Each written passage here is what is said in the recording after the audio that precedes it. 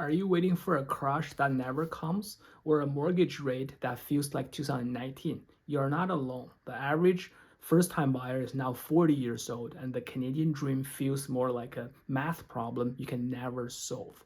In this video, I'm not looking at pretty houses. I'm going to give you my top 18 tips for first time home buyers. I'm Steve, getting you into home ownership and helping you confidently buy your first home without making any common mistakes.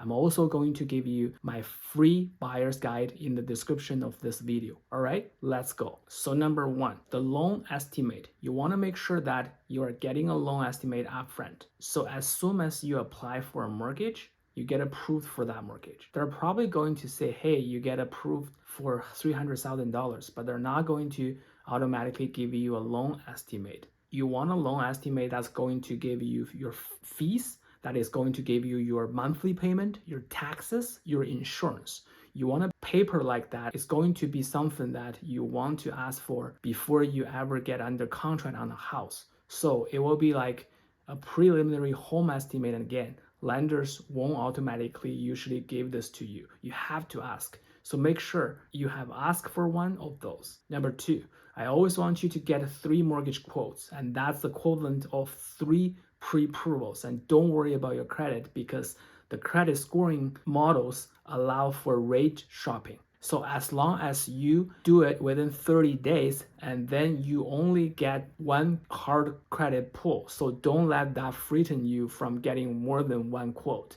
You want to be able to compare the interest rates, the fees, everything that's being offered by the lender. So always get 3 quotes. Number 3, start early. I always want a home ownership to be on your mind as an option for a place to live, especially when you grew up in a rental household and you never own a home. Your parents never own a home. Maybe your grandparents never own a home. Then rental will be on top of your mind. So I want you to, as early as 19 years old, to at least be thinking about it. Hey, I'm 19. Now I have ability to go under contract.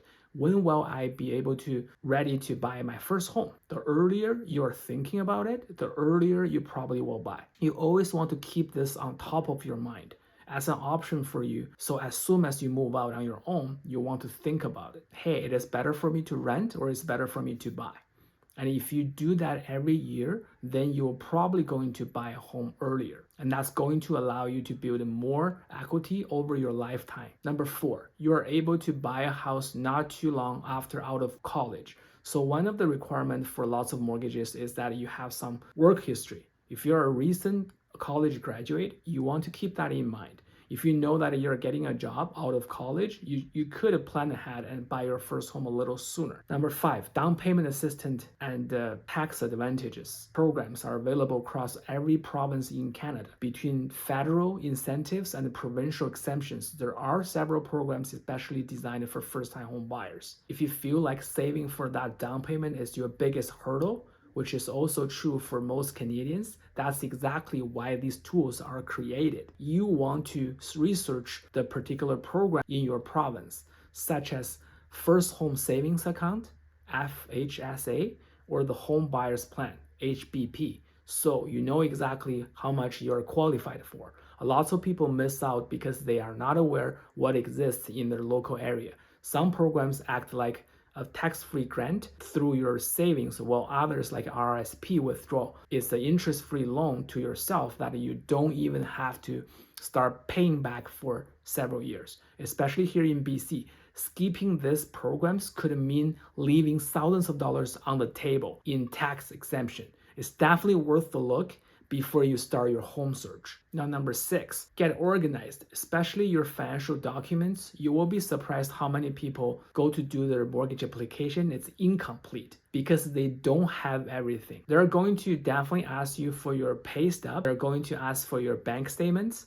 They're going to ask for your tax returns. You want to start gathering all of this information first before you go ahead and make that application. So then you don't have an incomplete application just waiting to be completed. Number 7, get a pre-approval early. Even though you're not 100% sure you are ready, go ahead and get it pre-approved. You can have at least a roadmap moving forward. So if you're not sure and you go ahead and you do a pre-approval application, a mortgage application, and you are not approved, it's going to help you get approved probably faster than trying to do it on your own. Because now you know what you need to work on. It's generally going to be increasing your income, decreasing your debt, improving your credit. But now you will know exactly what you need to do. So don't hesitate and just try to figure out everything on your own.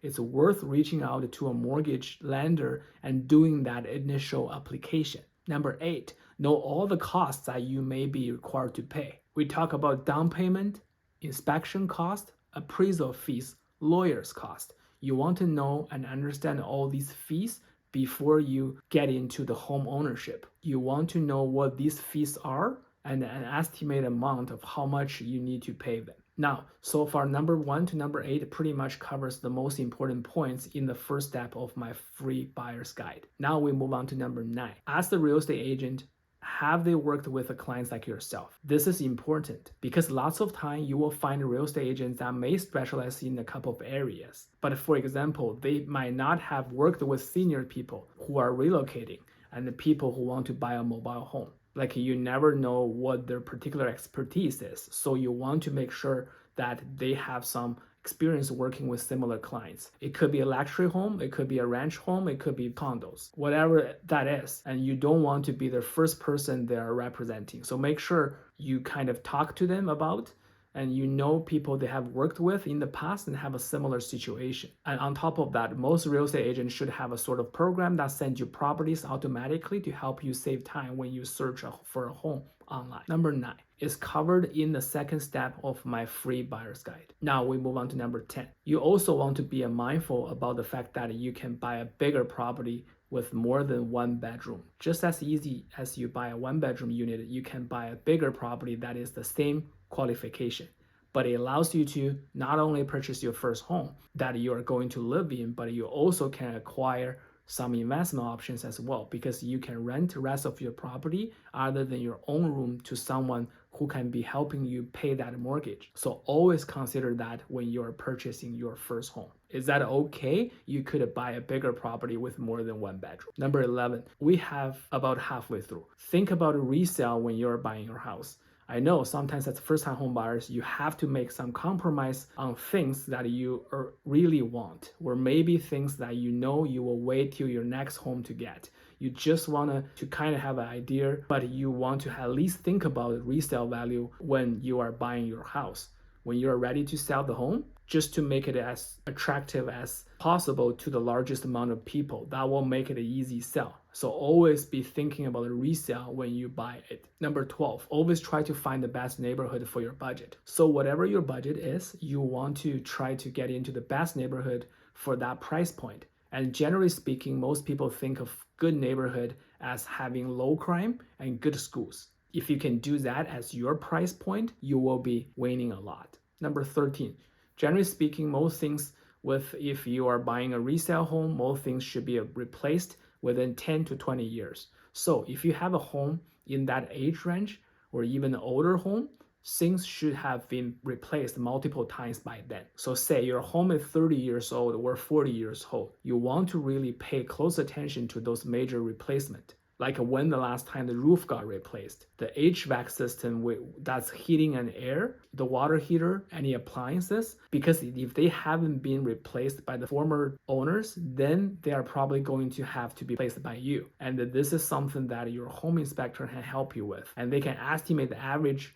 age of a lot of these systems. So you want to make sure, because replacing those can get very expensive, and you don't want that cost to fall onto you. Number 10 to 13 are covered in the third step of my free buyer's guide. Number 14, there are a lot of protections for first-time home buyers because they have never spent this much money, they have never borrowed this much money. I want you to know that there are protections typically in your contract, and you want to talk through these protections with your real estate agent. I'm going to give you the top 3 common protections. Number 1 is that most contracts will have something called a due diligence period, or we call it subject period in BC here, that you go into under contract, but you are still able to do your inspections, do more research about the neighborhood, about the house before you move forward. And lots of times you can terminate that contract without paying your deposit. So you want to make sure that when you are talking to your agent for the first time, ask them about those protections in the contract. That's number one. The other one is having a finance contingency. If for some reason, say you lose your job while you are under contract, you don't have as much money, you don't get approved like you thought you were going to get approved, then the finance contingency can save you from losing any deposit with your contract. You can save that. Then lastly, we usually have a home inspection contingency in your contract, where if that property has any existing problems, you may be able to renegotiate the contract or get out from the contract. So you want to talk to your agent while you are doing the consultation with them and ask them what protections do you have in the contract, and ask them about the due diligence period, the financing contingency, and the home inspection contingency. Number 15, never sign anything that you do not understand. It's pretty clear. I just want to make sure that I say this. Never sign anything you don't understand. A lot of times we don't want to feel stupid. We don't want to feel like you don't understand something. But you need to ask again. This is the most money you will ever spend in your life, and you don't want to sign things you are not clear about. Also, if it's not in writing, it probably doesn't count. You need to think about those things so you know. The seller is telling you something or the agent is telling you something, but it's not in writing. You need to ask about it or ask it to be put in writing on both sides. Sign agreeing to that. So again, you just want to make sure you sign what you understand, and then everything has to be agreed upon and it is in writing. Number 14 and 15 are covered in the fourth step of my free buyer's guide. Number 16, get a home inspection. Never skip a home inspection. You are buying a very expensive asset, probably the most expensive thing you are going to buy. So don't skip on the home inspection. Even if you are buying a new construction home, you want to get a home inspection.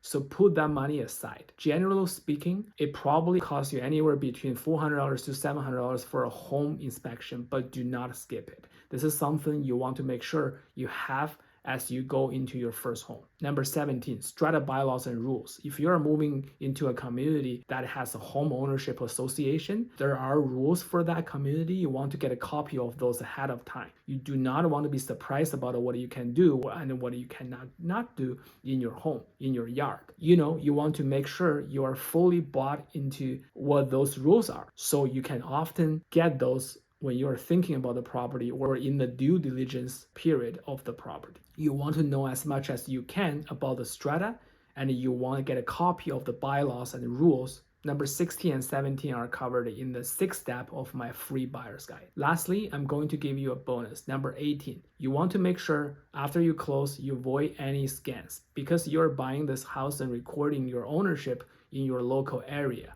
And there will be a public record everyone's property that they buy. There's a public record. So as soon as your ownership in your city and your province is registered, there is a public record. And people buy these public record lists and they start mailing you things, selling you things. So you want to make sure, again, that you verify everything with your closing lawyer and your title company, because people may tell you to pay something or pay your mortgage, your first mortgage payment to another company. And lots of those places are scamming. So you want to make sure that you verify everything that you get in the mail with your agent, with your closing lawyer, or title company.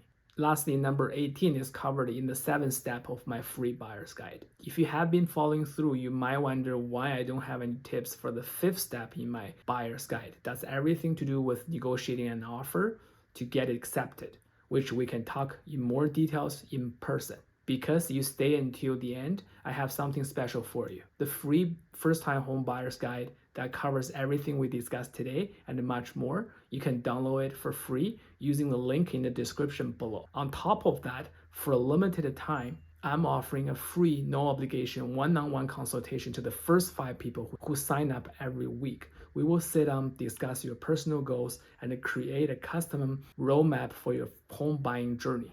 In person or via Zoom meeting, whatever convenient to you. Click on the second link in the description to book your spot before they're all gone. And I will see you in the next one.